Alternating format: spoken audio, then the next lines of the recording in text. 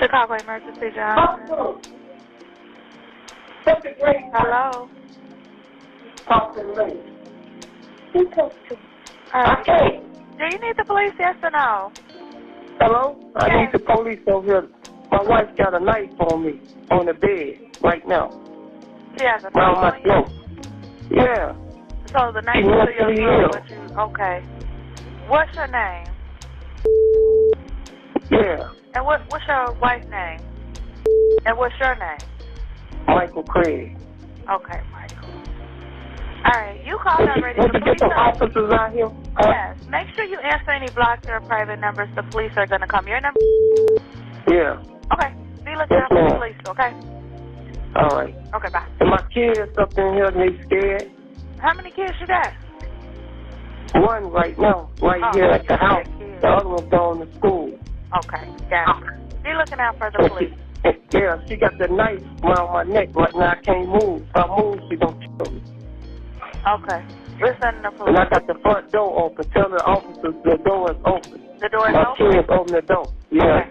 Okay, got it. Go downstairs so you can let the police in. Go. Do like I said. Go downstairs. The man you hear there is Michael Craig of Chicago. Michael told his son to call 911, and you can hear him talking to the dispatcher saying that his wife had a butcher knife to his throat. Their 7-year-old son was there the whole time, witnessing all of this. He told his son to go downstairs and wait on the police to come to hold the door open for them. When the Chicago police officer showed up, they immediately went into defense mode to protect the woman. And I think you may have an idea of what happened next.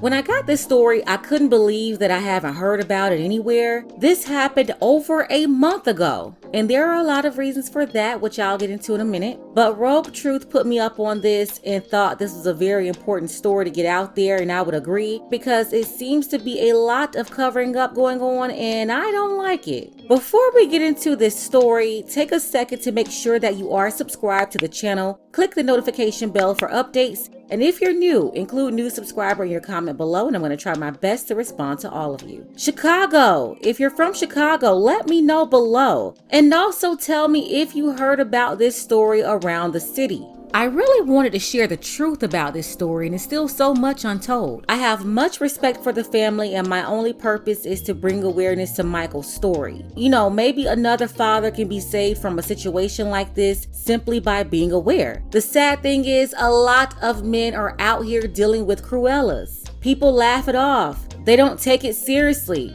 because they've been programmed to believe that women are harmless. Some may even believe that this behavior is cute. But I'm telling everyone out there listening, men and women, some of these women have serious issues, so stay away from them because they can and will come for you.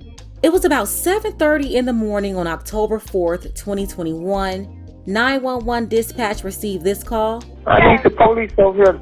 My wife got a knife on me on the bed right now. She has a around my throat.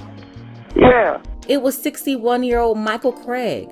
He said the mother of his 7-year-old son was holding a knife to him and he couldn't move. His son there watching it all. The child was scared but still listened to his father's orders to go downstairs and hold the door open for police.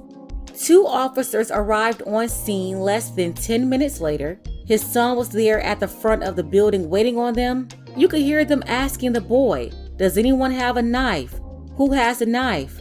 And the child replies, "My mama." The officer continues, "What is she doing with the knife? Do you know what she's doing with the knife? Who told you to call?" The boy replies, "My daddy." Police asked him which apartment was it and told him to wait at the front.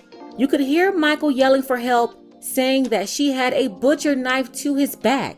Officers walked in, Michael already bleeding after being cut several times.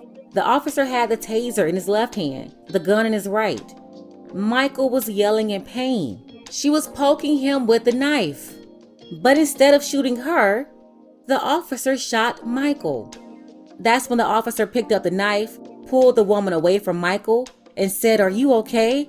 Where did he stab you?" The lady said nothing. All of this captured on video, by the way. I'll leave the links to the videos below in the description.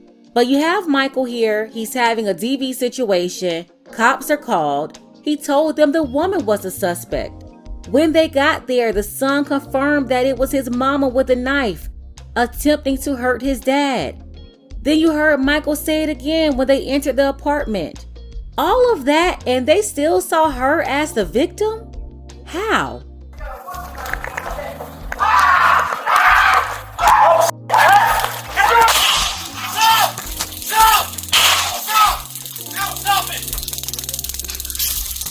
It only took a couple of seconds, and Michael was gone. His family described him as a kind, soft-spoken man with a big heart who was well known in his neighborhood. He would pick up trash off the ground to keep the neighborhood looking nice. If he saw someone carrying bags, he would help them. If someone was out there crying, he would ask them what's going on, what's wrong with them. An everyday working man, he made an honest living. Michael was a building custodian.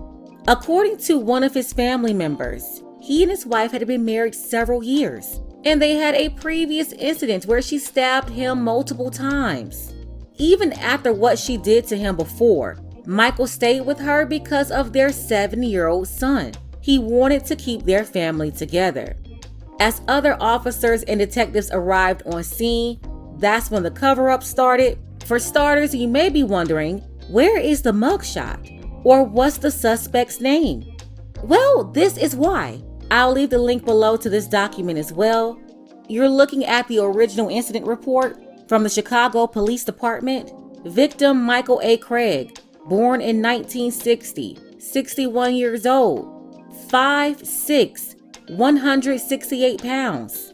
Suspect, black female, 5'6", 183 pounds. Born in 1989, 32 years old.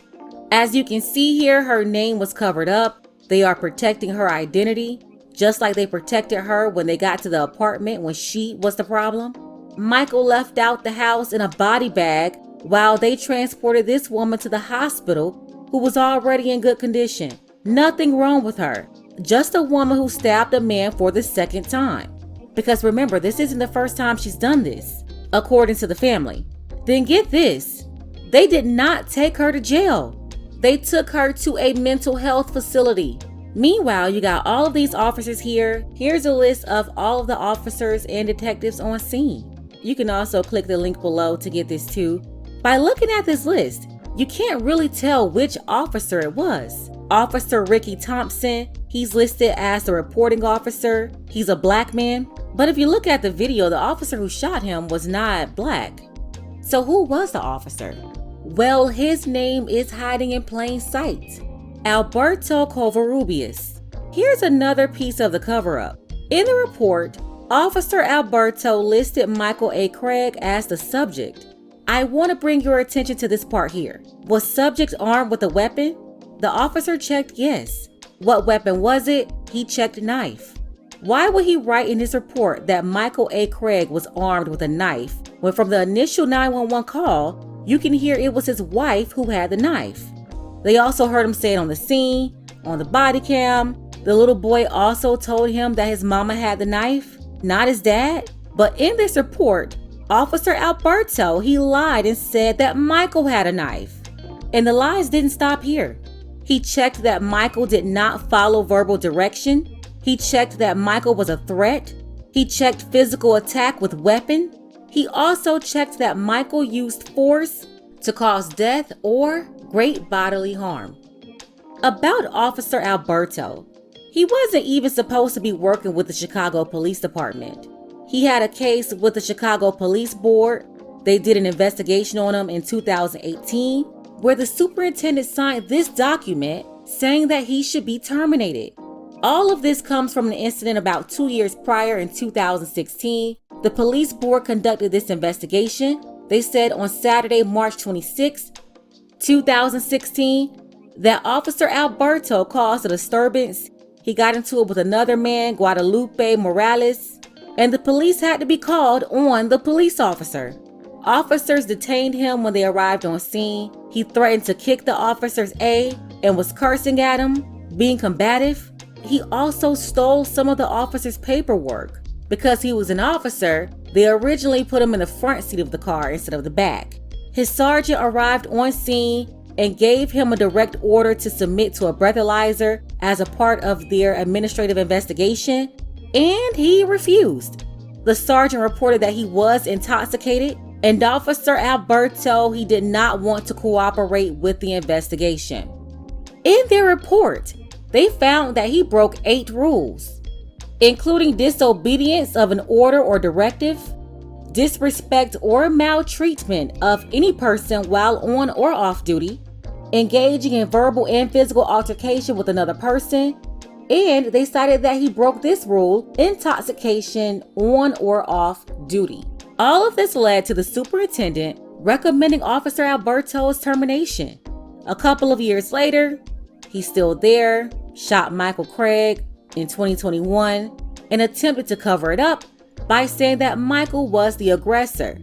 As for Officer Ricky, he was there with Officer Alberto, and it looks like he's a part of the cover-up too.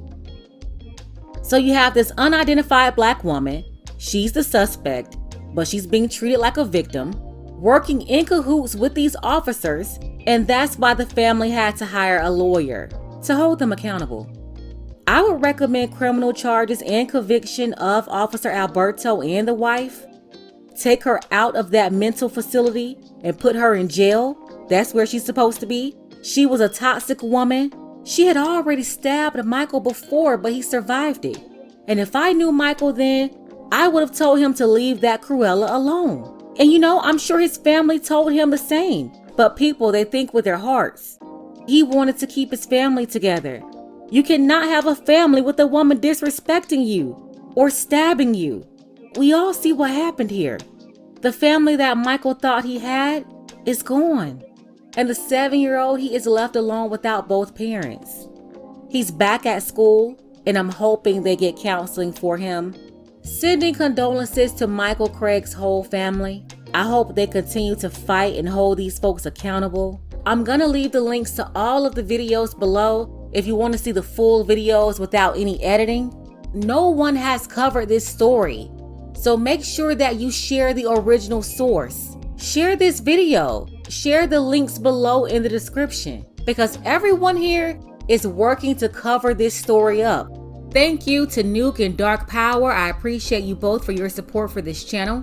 If you want to support this content, you want to support this channel, the links to Cash App and PayPal are below. Ladies, fellas, want a balanced analysis, want the truth from a woman's perspective? Then you're going to want to subscribe to this channel, and don't forget to like and share.